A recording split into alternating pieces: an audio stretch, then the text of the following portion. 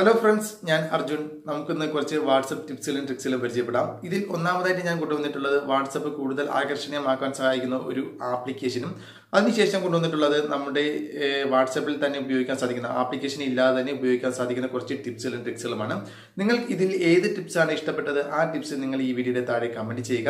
അപ്പോൾ നമുക്ക് കൂടുതൽ സമയം കളയണ്ട, നമുക്ക് അതിലേക്ക് തന്നെ പോവാം.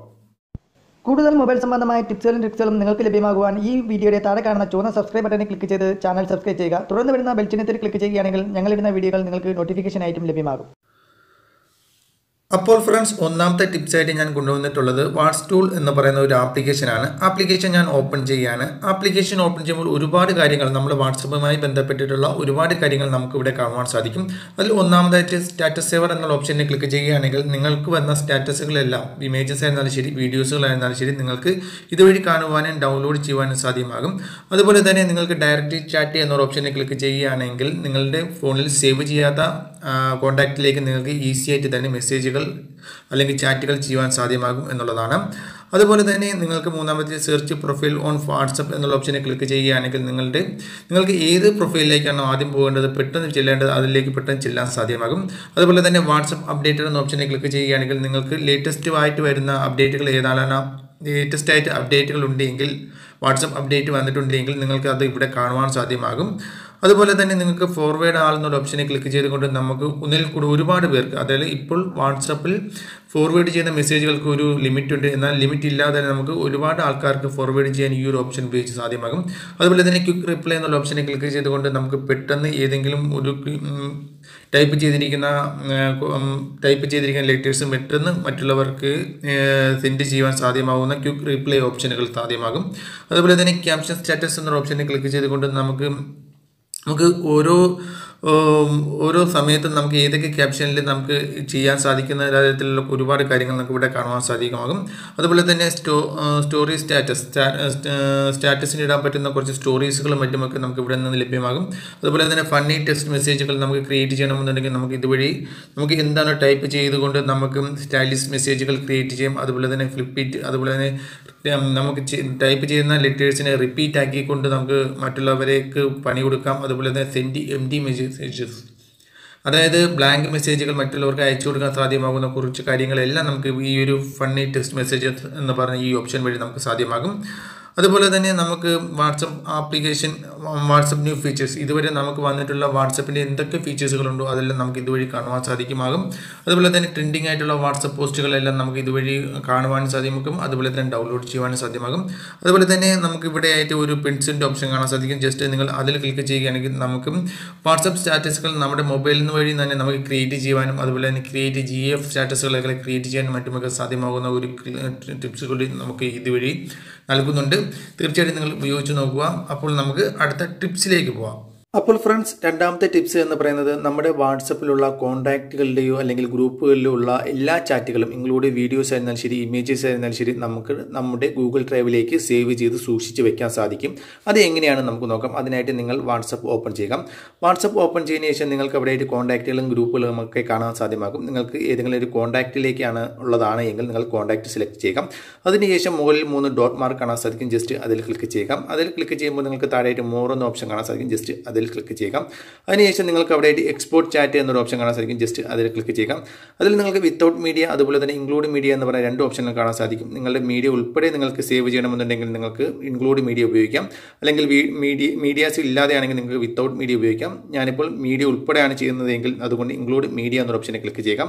അപ്പോൾ നിങ്ങൾക്ക് ഇവിടെ ഇങ്ങനെ വരും. അതിൽ നിങ്ങൾക്ക് മൈ ഡ്രൈവ് എന്ന ഓപ്ഷൻ, അതായത് ഗൂഗിൾ ഡ്രൈവ് നിങ്ങൾ സെലക്ട് ചെയ്യുകയാണെങ്കിൽ നിങ്ങളുടെ ഗൂഗിൾ ഡ്രൈവിലേക്ക് നിങ്ങളുടെ എല്ലാ ചാറ്റുകളും സേവ് ചെയ്യപ്പെടുന്നതായിരിക്കും.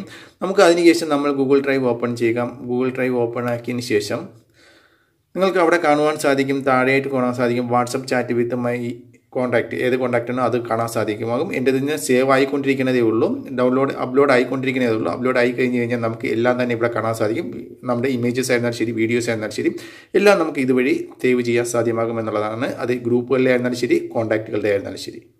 മൂന്നാമത്തെ ടിപ്സ് എന്ന് പറയുന്നത് നമ്മുടെ വാട്സപ്പ് സ്റ്റാറ്റസ് ആയിട്ട് ഏതെങ്കിലും ഒരു വോയിസ് മെസ്സേജ് അല്ലെങ്കിൽ ഒരു വോയിസ് നമ്മുടെ വാട്സപ്പ് സ്റ്റാറ്റസ് ആയിട്ട് എങ്ങനെ ഇടാം എന്നുള്ളതിനെ കുറിച്ചാണ്.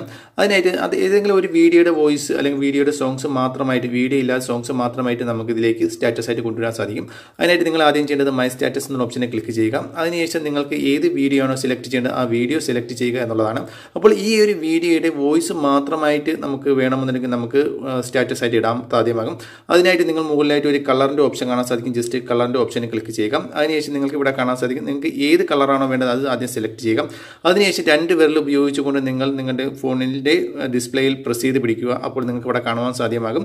ഡിസ്പ്ലേ നമ്മൾ ഏത് സെലക്ട് ചെയ്ത കളറാണോ അതായി വന്നിരിക്കുന്നതിന് കാണാൻ സാധ്യമാകും. അതിനുശേഷം നിങ്ങൾക്ക് വേണമെന്നുണ്ടെങ്കിൽ എന്ത് വേണമെന്നുണ്ടെങ്കിൽ നിങ്ങൾക്ക് വേറൊരു കളർ ടച്ച് ചെയ്തുകൊണ്ട് നമുക്ക് എഴുതുവാനും മറ്റുമൊക്കെ സാധ്യമാകും. അതുപോലെ തന്നെ ഇമോജീസുകളും മറ്റുമൊക്കെ നമുക്ക് അതിൽ വഴി സെലക്ട് ചെയ്യാൻ സാധ്യമാകും. അതിനുശേഷം നമ്മൾ സെൻഡ് ഓപ്ഷൻ കൊടുക്കുകയാണെങ്കിൽ നമ്മുടെ നമ്മൾ സെലക്ട് ചെയ്ത വീഡിയോയുടെ വോയിസും നമ്മളിവിടെ എന്താണോ ടൈപ്പ് ചെയ്തത് അതുമായി ബന്ധപ്പെട്ടുള്ള കാര്യങ്ങൾ മാത്രമായിരിക്കും വരുന്നത്. നമ്മൾ വോയിസും അതുപോലെ തന്നെ നമ്മൾ എഴുതിയ ടെക്സ്റ്റുകളും മാത്രമാണ് അതിൽ വരുന്നത്. അതല്ലാതെ നമുക്ക് ആ വീഡിയോ നമുക്ക് ഇവിടെ കാണാൻ സാധിക്കില്ല. വീഡിയോയുടെ സോങ്സും മറ്റുമൊക്കെ നമുക്ക് ടെക്സ്റ്റ് മെസ്സേജ് ആയിട്ട് അയക്കുവാൻ സാധ്യമാകും. വളരെ ഇൻട്രസ്റ്റിംഗ് ആയിട്ടുള്ള മറ്റൊരു ടിപ്സാണിത്.